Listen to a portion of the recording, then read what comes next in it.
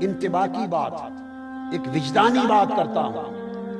میں جب سوچتا ہوں کہ 1000 مہینوں کی مثال بنو امیہ کے حکمرانوں کے مدت حکومت کو دی، تخت دمشق کے 1000 مہینوں کی مثال دی، خیر من 1000 شہر. تو جب ایک مثال تخت دمشق کے 1000 مہینوں کی ہے تو پھر مثال میں تخت دمشق کے مقابلے میں شب قدر کی طرح ایک رات بھی تو ہونی چاہیے. میرا وجدان کہتا ہے، اس پر مجھے معاف کر دینا. اب حدیث سے استنباط کر رہا ہوں، ایک تمثیلی استنباط ہے، ایک قیاسی استنباط ہے کہ اگر تمثیلاً 1000 مہینے حدیثوں میں اور بھی تفصیل کے آئے ہیں کہ 1000 مہینوں سے مراد یہ ہیں، 1000 مہینوں سے مراد یہ ہے. اگر 1000 مہینے زبان مصطفیٰ سے بیان ہوئے کہ 1000 مہینے تخت دمشق کے بنو امیہ کے حکمرانوں کے 1000 مہینوں سے رات بے قدر بہتر ہے، اگر 1000 مہینے بنو امیہ کے تخت دمشق کے ہیں تو اس تخت دمشق کے مقابلے میں کوئی ایک شب قدر جیسی نہیں ہونی چاہیے. اگر بنو امیہ پر 1000 مہینے گزرے تو کسی پر ایک رات بھی تو گزری. اگر تخت دمشق کے 1000 مہینے گزرے تو کربلا والوں پر ایک رات بھی تو گزری. تو خدا کی عزت کی قسم، میرا ذوق و وجدان یہ کہتا ہے اس تمثیل کے تحت کہ وہ جو 1000 مہینے تخت دمشق کے ایک طرف اور حسین و سیدہ زینب کی کربلا کی خاک کا ایک رات ہے، وہ شب قدر کی مانند تھی، وہ 1000 تخت دمشق کے مہینوں سے افضل تھی. اور میں تو کہتا ہوں وہ 1000 سالوں سے افضل تھی، وہ 1000 لاکھ سالوں سے افضل تھی، وہ 1000 کروڑ سالوں سے افضل تھی. ارے وہ رات جو کربلا کی خاک، ادھر تخت دمشق تھا، ادھر خاک کربلا تھی، ادھر حکمران بنو امیہ کے تھے، ادھر حکمران ساری کائنات کے تھے. ان کے 10,000 مہینے تخت دنیا پہ بیتے تھے، اور ادھر ایک رات حسین اور سیدہ زینب کی خاک کربلا پہ بیتی. یہ رات آئی، امام علی مقام اپنی تلوار سے ٹیک لگا کر امام ابن کثیر البدایہ والنہایہ میں روایت کرتے ہیں، آخری رات ہے،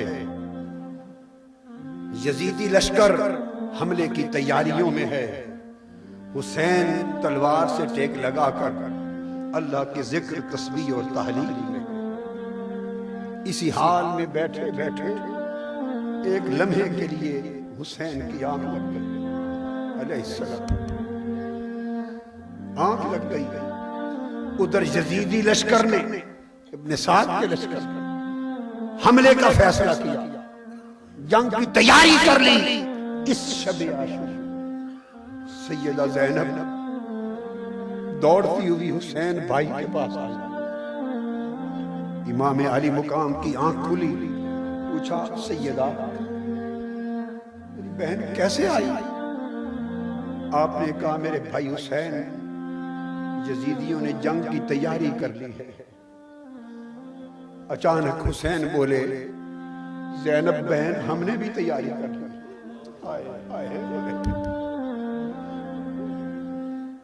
ہم نے بھی تیاری کر لی.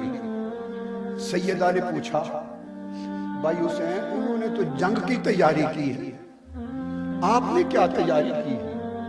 تو میرے آقا نے، میرے مولا حسین نے جواب دیا میری بہن سیدہ زینب بنت فاطمہ ابھی آنکھ لگی تو بابا مصطفیٰ نظر آقا تشریف لائے ہیں اور مجھے فرماتے ہیں بیٹا حسین تیاری کر لے، تمہارے استقبال کی ہم بھی تیاری کر چکے.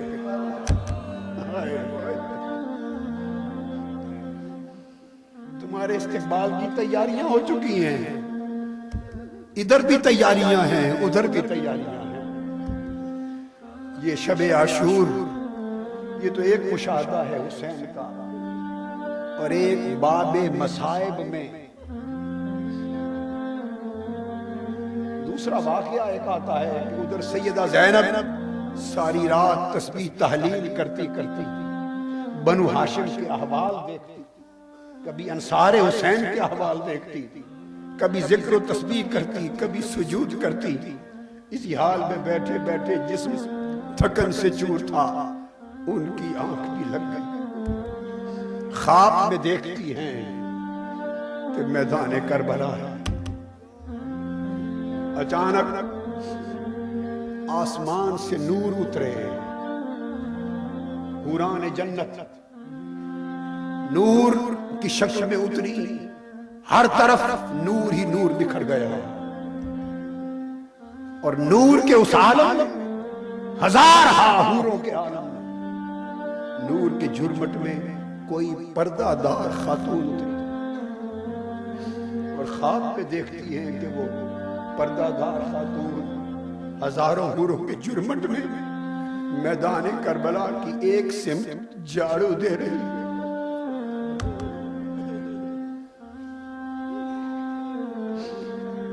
سیدہ فرماتی ہیں، سیدہ زینب میں دوڑ کے گئی، میں نے پوچھا بی بی یہاں جھاڑو کیوں دے رہی ہے؟ وہ فرماتی ہیں کل میرے حسین کا جب لاشا گرے گا تو کوئی کنکر اس کے جسم کو نہ چبھ جائے، کوئی کنکر نہ چبھ جائے۔ سیدہ زینب فرماتی ہیں بی بی بتا تو صحیح آپ کون ہیں؟ انہوں نے پردہ اٹھایا تو سیدہ فاطمہ الزہرا تھی۔ لوگوں یہ رات تھی کربلا والوں کی آخری شب، یہ آج کی رات تھی، رات تیاری میں بسر ہوئی، دن چڑھ گیا، جنگ کا نکارہ بج گیا، یکے بعد دیگرے جوانان اہل بیت حسین پہ قربان ہونے لگے، ایک کے بعد دوسری شہادتیں ہونے لگی، ہوتے ہوتے پھر حسین کے گھر کی باری آ گئی، فاطمہ کے گھر کی باری آ گئی۔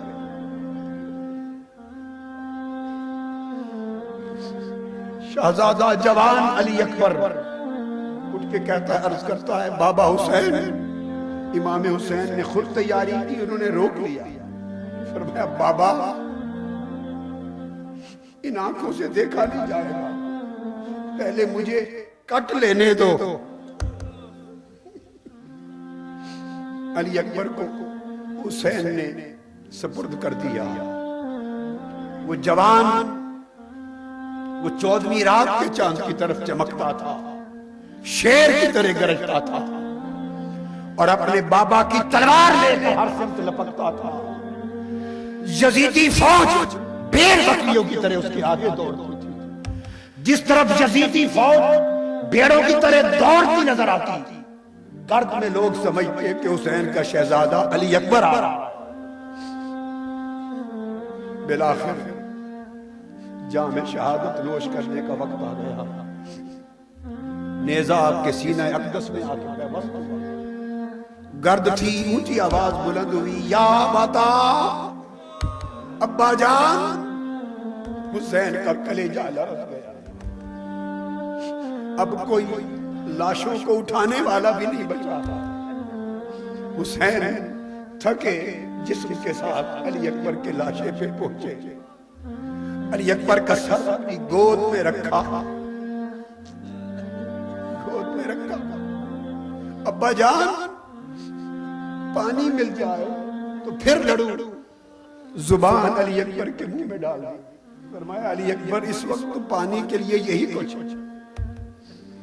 نیزہ نکالا، نیزہ نکلنے کی دیر تھی، خون کا فوارہ جاری ہو گیا، روح قفس انصری سے پرواز کر گئی۔ حسین علی اکبر کا جوان لاشا لے کر خیموں کو پلٹ آیا۔ ابن عساکر بیان کرتے ہیں جب حسین کربلا میں آئے تھے 56.5 برس عمر تھی، مگر جوان حسین کہ سر انور اور ریش مبارک کا ایک بال بھی سفید نہ تھا، مگر جب علی اکبر کا لاشا لے کے آئے تو ایک بال بھی سیاہ نہ تھا، سب سر داڑھی سفید ہو گئی۔ شہزادیاں بولی گر پھوپھو جان بابا بوڑھے ہو گئے۔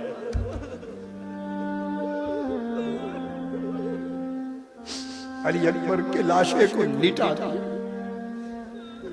چاہا کہ اب کوئی نہیں بچا، اب سب کو سلام کیا۔ شہزادیاں خانوادہ گلشن رسول کے پھول اور کلیاں بہن سیدہ زینب کے سپرد کی، چلنے لگے۔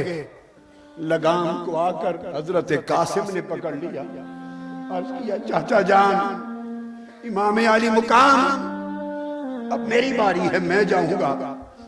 فرمایا نہیں بیٹا قاسم، تو میرے بھائی حسن کی ایک نشانی، تو تو رہ جا، میرے بھائی کی ایک نشانی ہے، تو رہ جا۔ پھر بھائی تیرا زین العابدین علی بیمار ہے، ان کو لے کے لٹے قافلے کو مدینہ بھی جانا ہے، تو رہ جا۔ حضرت قاسم نے ہاتھ جوڑ دیے، عرض کیا چچا جان اگر رہ جاؤں تو قیامت کے دن بابا کو منہ کیسے دکھاؤں، کیا منہ دکھاؤں؟ حسین نے بوسے دے کر قاسم جوان کو بھی روانہ کر دیا۔ یہ 14ویں کے رات کا ٹکڑا تھا اور ایک جوان تھا، شہزور جوان تھا، قد و قامت والا۔ صحابی کہتے ہیں وہ جب خیموں سے نکلا تو یوں لگا جیسے اندھیری رات میں چاند طلوع ہو گیا، مگر قاسم کی شہادت کا بھی وقت آ گیا۔ آواز آئی یا اماتا ہو اے چچا جان۔ حسین نے کہا قاسم تو بھی چل جا۔ جا کے حضرت قاسم کے لاشے کو اٹھایا، اتنا جوان تھا کہ ان کے قدم زمین پہ گھسٹ رہے تھے، لا کے علی اکبر کے لاشے کے قریب لٹا دیا۔ دوستو اب سب کو سلام کیا، ودا کیا، وصیت کی، نصیحتیں کی،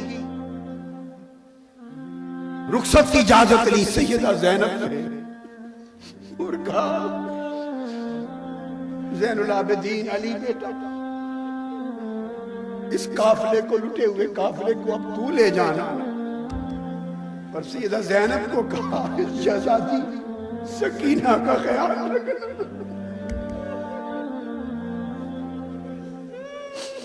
حسین گھوڑے پر سوار ہو گئے، ذوالجناح پہ سوار ہو گئے۔ میری شہزادی سکینہ کا خیال رکھنا۔ حسین گھوڑے پر سوار ذوالجناح پہ سوار ہو گئے۔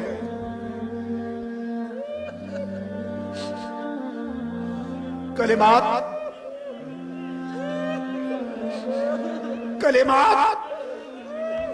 ودا کے کلمات کہہ کر حسین ذوالجناح پہ سوار ہے، اور ایڑی مار کے حسین کہتا ہے ذوالجناح اب سوئے مقتل چل، بابا انتظار میں ہے، قدسیان فلک انتظار میں ہے، حوض کوثر کے جام لیے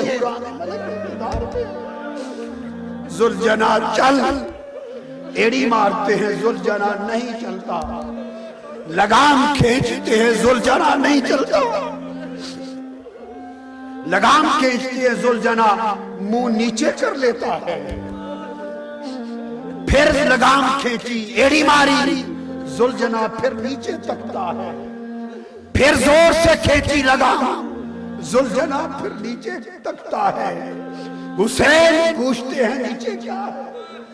ذوالجناح سے اتر کے دیکھا تو چھوٹی سی شہزادی ذوالجناح کی ٹانگوں سے لپٹ کے کھڑی ہے اور کہتی ہے گھوڑا میرے پاپا کو نہ لے جا، ادھر جو بھی گیا ہے پلٹ کے نہیں آیا۔ ذوالجناح میں اپنے پاپا کے بغیر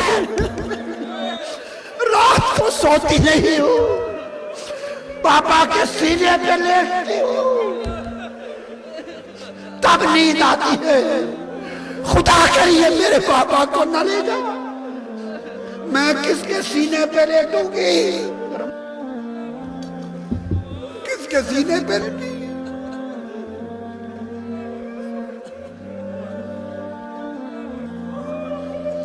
امام علی مقام نیچے آ گئے، شہزادی کو اٹھا لیا، فرمایا بیٹی سکینہ اب میرے سینے پہ لیٹنے کے وقت ختم ہو گئے۔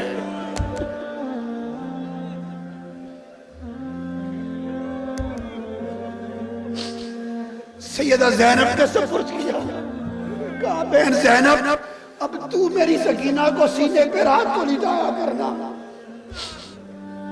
اس کو لوریاں سنایا کرنا، اس کو زبان چسایا کرنا، میری سکینہ اداس نہ ہو۔ سپرد کر کے حسین چل پڑے۔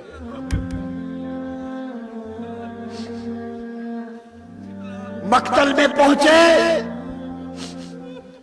اور وہ وقت آ گیا کہ نیزے لگے اور حسین کے جسم اقدس بے شمار یزیدیوں کو واصل جہنم کرنے کے بعد زمین پر آیا، روح قفس انصری سے پرواز کر گئی، عرش سے آواز آئی، اے روح حسین لوٹا، عرش کے قدموں کو چومنے کے انتظار میں ہے۔ حسین تو نے بندگی کا حق ادا کر دیا۔ مصطفیٰ کی آواز آئی، حسین تو نے میرے کندھوں کی سواری کا حق ادا کر دیا۔ علی کی آواز آئی، حسین تو نے میرے خون کا حق ادا کر دیا۔ فاطمہ الزہرا کی آواز آئی، حسین تو نے میرے دودھ کا حق ادا کر دیا۔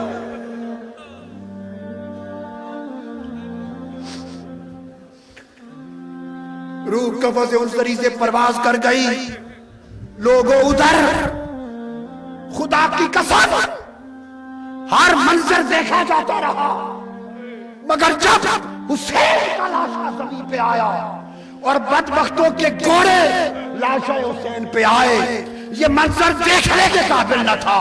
آسمان اندھیرا ہو گیا، سورج چھپ گیا، ظہر کا وقت تھا۔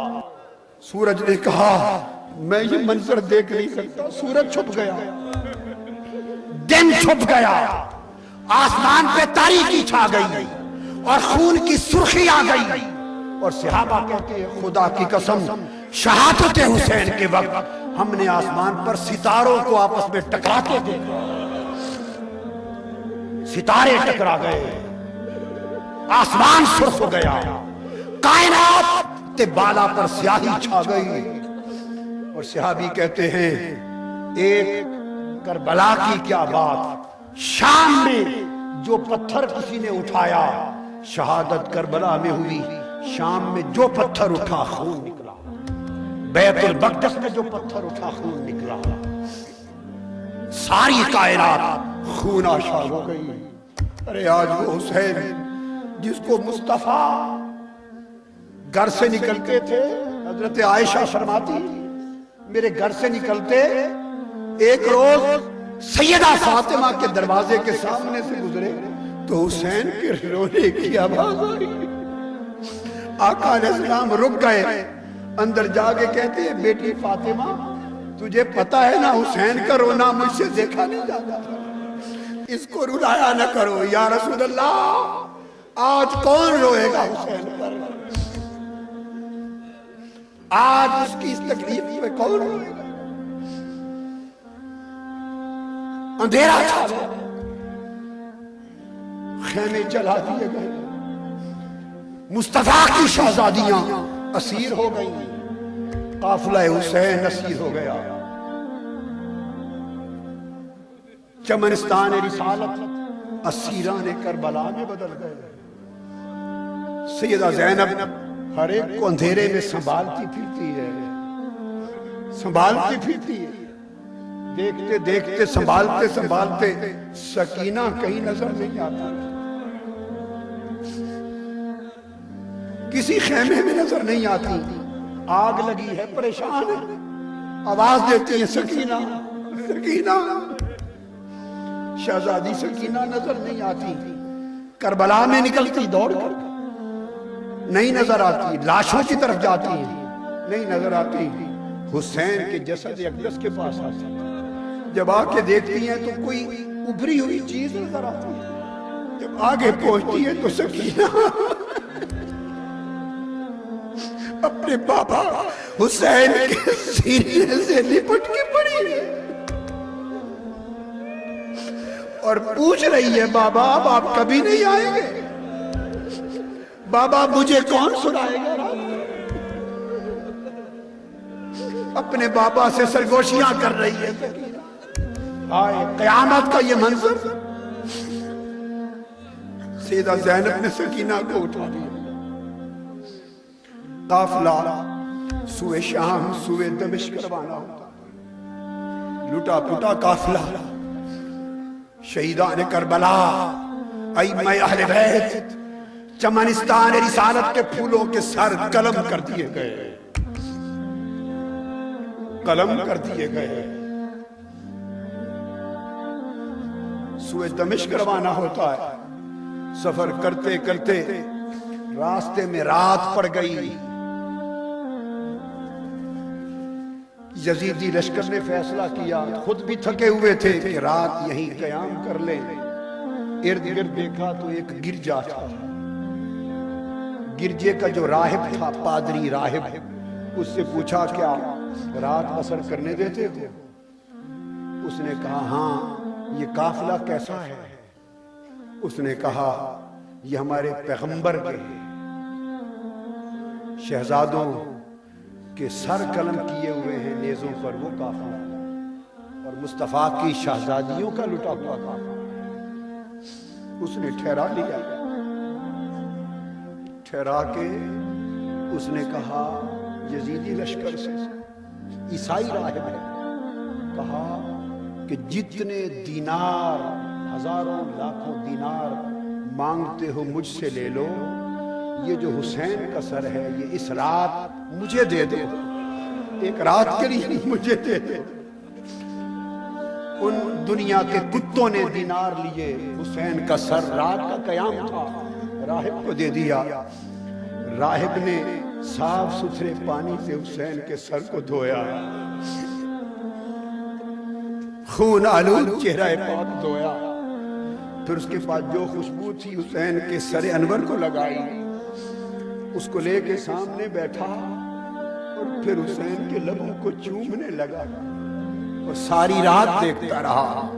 اسی کیفیت میں ایک نور اترا، وہ نور اس راہب کے دل میں اتر گیا، صبح ہوئی، اس نے سر حسین واپس کیا اور ساتھ پڑھا اشہد ان لا الہ الا اللہ واشہد ان محمد رسول اللہ۔ اس نے کہا کہ یہ تمہیں کلمہ کیسے نصیب ہو گیا؟ اس نے کہا میں نے ساری رات اس سر کی حرمت کی، اور رخصت آپ کے ہاں کرنے سے پہلے پیغمبر اسلام نے آ کر مجھے صلہ دے کر ایمان عطا کر دیا۔ فرمایا راہب تو نے میرے حسین کے کٹے سر کی حرمت کی ہے، مجھے اپنی عزت کی قسم دوزخ کی آگ تجھ پر حرام ہو گئی، مجھے کلمہ نصیب ہو گیا۔ دربار دمشق میں قافلہ پہنچا، سر رکھ دیے گئے، شہزادیاں بیٹھا دی گئی، اسیران کربلا کا قافلہ پہنچا ہے۔ بدبخت یزید اپنے لعنتی تخت پر بیٹھ کر پوچھتا ہے کہ فاطمہ کی بیٹیاں کہاں ہیں، مصطفیٰ کی بیٹیاں کہاں ہیں؟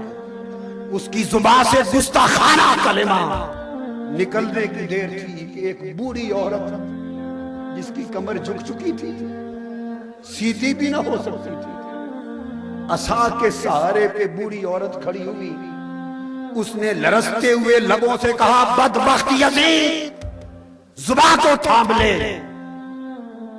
یہ مصطفیٰ کی شہزادیاں ہیں، یہ خاتون جنت کی شہزادیاں ہیں، انہیں قیدی نہ سمجھ، ہوش سے بات کر۔ اس نے پوچھا گرجدار آواز میں بدبخت نے کہ یہ بوڑھی کون ہے، بوڑھیا کون ہے؟ اس نے کہا میں بتاتی ہوں۔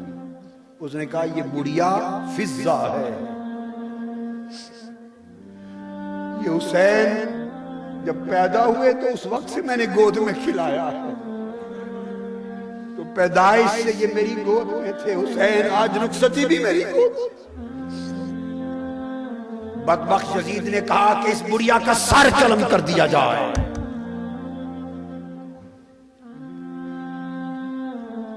دربار یزید کا ایک سپاہی اٹھا، اس نے تلوار نکالی حضرت فضہ کے سر کو قلم کرنے کے لیے۔ فضہ ملک حبشہ سے تھی، جب تلوار نکلی آپ کا سر قلم کرنے کے لیے، حضرت فضہ نے دیکھا یزید کے پیچھے 500 سپاہی سیاہ فام تلواریں لے کر یزید کی حفاظت پر مامور تھے، محافظ دستہ تھا، وہ سب حبشہ کے تھے۔ فضہ بولی حبشہ کے غیور جوانوں، آج تمہارے وطن کی بیٹی کا سر قلم کرنے کے لیے، اس کی عزت اور سر کا دوپٹہ کھینچنے کے لیے تلوار لہر گئی ہے۔ کیا تمہاری غیرت گوارا کر لے گی کہ تمہارے وطن کی بیٹی کا اس طرح سر دوپٹے سے معروم ہو جائے؟ فضہ نے اس طرح للکارا کہ ان کی غیرت جوش میں آ گئی۔ 500 کے 500 سپاہیوں نے تلواریں نکال لی، وہ تلواریں فضہ کی حفاظت میں ہوا میں لہر گئی۔ سپاہی بیٹھ گئے، جب 500 تلواریں حبشہ کے جوانوں کی فضہ کے لیے لہر گئی، سیدہ زینب کھڑی ہو گئی۔ سیدہ زینب نے گنبد خضرا کی طرف چہرہ کر لیا، مدینہ کی طرف، عرض کیا بابا جان، آج حبشہ کی بیٹی کی حفاظت کے لیے 500 تلواریں میدان میں آ گئی ہیں، دیکھیے آپ کی بیٹیوں کا حال ہے، ان کی حفاظت کے لیے تلواریں کہاں گئی؟ ایک قیامت بپا ہو گئی۔ آپ نے عرض کیا بابا جان، یہ حسین کا سر ہے جس کو آپ اپنی زبان چساتے تھے، یہ حسین ہے جسے اپنے سینے پہ لٹاتے تھے، آج آپ کا حسین کس حال ہے؟ سر یہاں لائی، بدن کربلا میں پڑا ہے، آزاد ٹکڑے ٹکڑے ہوئے پڑے ہیں، زمین سے آسمان تک آج تیرے حسین اور تیرے گلشن کے پھولوں کی حفاظت کرنے والا کوئی نہیں۔ یہ شکوہ سیدہ زینب کا تھا، اور جب حسین مدینہ سے چلے تھے، آتے ہوئے بھی قبر مصطفیٰ پر گئے تھے، اور اپنے بابا کی قبر انور پہ کھڑے ہو کے عرض کیا تھا، نانا جان، آج آپ کے حسین کو حکمران آپ کے مدینے میں نہیں رہنے دیتے، آپ کا حسین آپ کا شہر مدینہ چھوڑنے پر مجبور ہے۔ فرمایا میں آقا صرف یہ دعویٰ آپ کے حضور دائر کر کے جا رہا ہوں کربلا کی طرف، اب بابا ملاقات قیامت کے دن ہوگی۔ آسمان کے اوپر خونی قلم کے ساتھ شعر لکھا گیا، اترجو امت قاتلت حسین شفاعت جدہ یوم الحساب۔ وہ ٹولہ جس نے حسین کا سر اس طرح قلم کر دیا ہے، کیا اب بھی قیامت کے دن حسین کے نانا کی شفاعت کی امید رکھتا ہے؟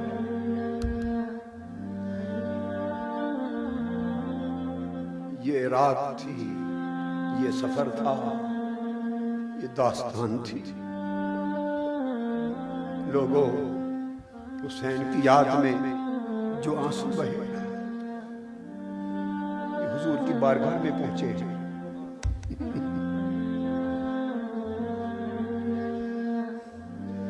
سیدہ کائنات کی بارگاہ میں پہنچے ہیں، یہ حسین کی بارگاہ میں نذرانہ گئے ہیں۔ میرا حسین باغ نبوت کا پھول ہے، حیدر کی اس میں جان